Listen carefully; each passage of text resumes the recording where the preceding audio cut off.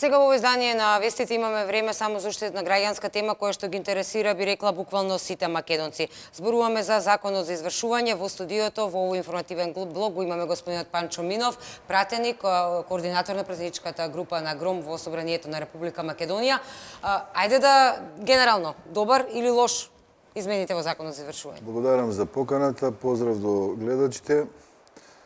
Како пратеничка група 6, составена од пратеници од ВМРО, ДПМН и ГРОМ, предложивме наспроти критиките дека 10 пратенички групи се создадени за блокирање на парламентот, еден предлог на конструктивност во иницијативи за легислатива со прво предлагање на овој закон за измени и дополнување на законот за извршување, кој што се однесува буквално за граѓаните, за нивните проблеми и решение на истите, се однесува на една структура и состав на граѓанство од околу засегнатост од околу 200.000 по наши проценки, домаќинства. Но и повеќе, и оние кои што уште не го закачиле извршителите, баш така, се плаши тоа. И се работи за така наречените комунални долгови, по основ на фактури за услуги за електрична енергија, вода, смет, топлинска енергија, наводнување и слично. Така. Што предлагате? Ние предлагаме да, бидејќи овие извршувања на оваквите предмети во еден подолг период кога беа надлежност на судовите не беа извршувани, кога се префрлија 2011 година на така наречените овластени извршители, исто така еден период на прилагодување пак не беа извршувани, се јави еден временски период од повеќе од 10 години, каде што се кумулираше делот на казнената камата и ќе повторам, без вина на граѓаните, дури и во многу случаи, што е посебен предмет за анализирање, без дознавање дека се должни, без благовремена и уредна информираност за така наречените платни налози за присилно извршување, дознавање дури кога им се блокираат сметките трансакциони или на платата им се блокираат административната забрана. И поради таа ненивна вина ние предлагаме, бидејќи имаме системски застој, системско нефункционирање на извршувањето, што е на штета на огромен број на граѓани, предлагаме таа казнена законска камата да не биде според законот за облигации, кој што се дефинира на 10% поени од референтната стапка на Народна банка и која што е стварно превисока и која што во голем број на случаи се пресметува повеќекратно во износ повисока и од самата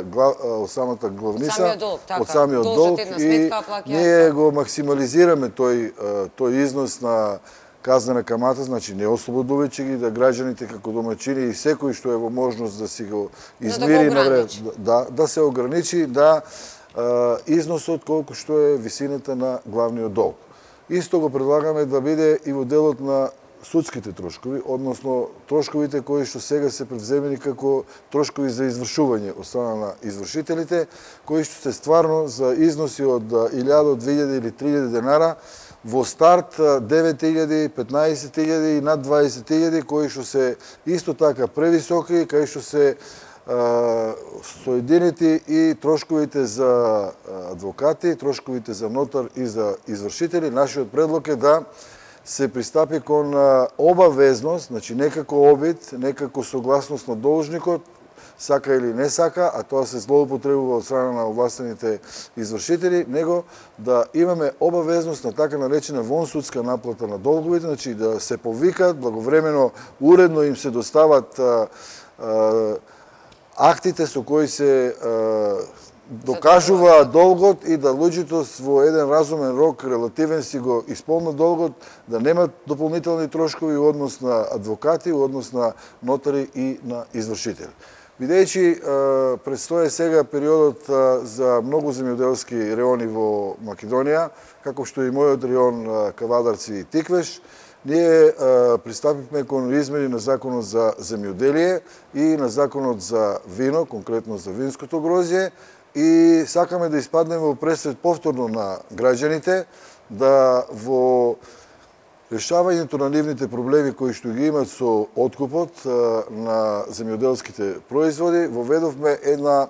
категорија во измените на законот, која што ќе биде од аспект на обезбедување и гаранција на секој што откупувач што ќе сака да откупува планирана количина на земјоделски производи, да обавезно, како што е според законот за тутун, и каде што тоа многу добро функционира и е во интерес на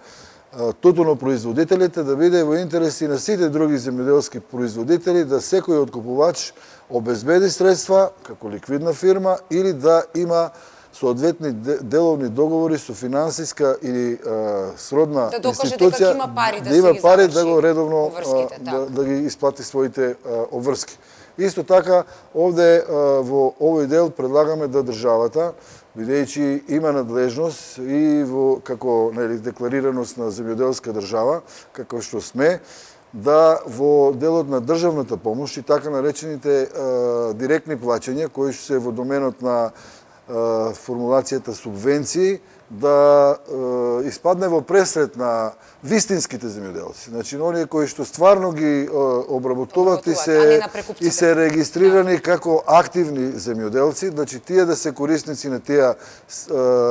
тие субвенции, а во исто време да во однос на така наречениот пазар на понуда и побарувачка на земјоделски производи, да државата преку формата на државна помош, а ите како од производите од земјоделие се финансира изворните приходи на буџетот на Република Македонија, да се враќа на земјоделците во решавањето на нивниот најголем проблем, а исто така од уште поголем интерес во делот на откупувачите да може да користат така наречени поволни кредити од земјоделски кредитни линии, каде што ќе биде субвенционирана каматната стапка на најмногу 2%. Со тоа би било во функција на и организиран откуп и на времена исплата на земјоделците. Сметаме дека овие мерки со одредени дополнувања, како што се решавање на најголемиот проблем со обезбедувањето на гаранции, односно хипотеки за кредити наменети за откуп на земјоделските производи, каде што повторно ви предлагаме форма на државна помош да се обезбеди еден гарантен фонд, да не биде производот од откупените земјоделски производи, конкретно у случајот на од винско гројзе, да биде виното залог и хипотека, да тоа после ги блокира банките, откупувачите да не можат со реализацијата на винто, сега зборам за винто, а тоа вачи и за секој откуп на земјоделски производ и производ од таквите земјоделски производи, да се забране хипотека на залихи на производи кои се од откуп на земјоделски производи, додека не се исплате навремено откупените количини на земјоделски производи. Овие мерки се навистина многу изразени проблеми на земјоделците и испаѓаме во пресред во разрешувањето на истите и предлагаме на некој начин државата и актуелната влада да преку политиките и мерките на враќање на средствата и во стопанството, во конкретниот случај во земјоделието, како што предлагат во однос на стандардот на граѓаните, да бидат со еден респективен однос, кој што ќе значи како што имат бенефит од производите од земјоделието, да вратат, за да биде тоа од интерес и за развојот на земјоделието, да се ствара додатна земјоделска вредност поголема, а и за стандардот на граѓаните земјоделци во однос на да им се организира откуп и да им се на време плати. И парите да отидат кон оној кој што навистина се мачи да одработува таа земја. Прекрасни предлози, се надеваме дека ќе најдат на слух и кај владата и кај останалите претенции од собранието. Ќе пратиме да видиме дали ќе бидат усвоени и донесени, да се надеваме затоа што се во интерес на граѓаните.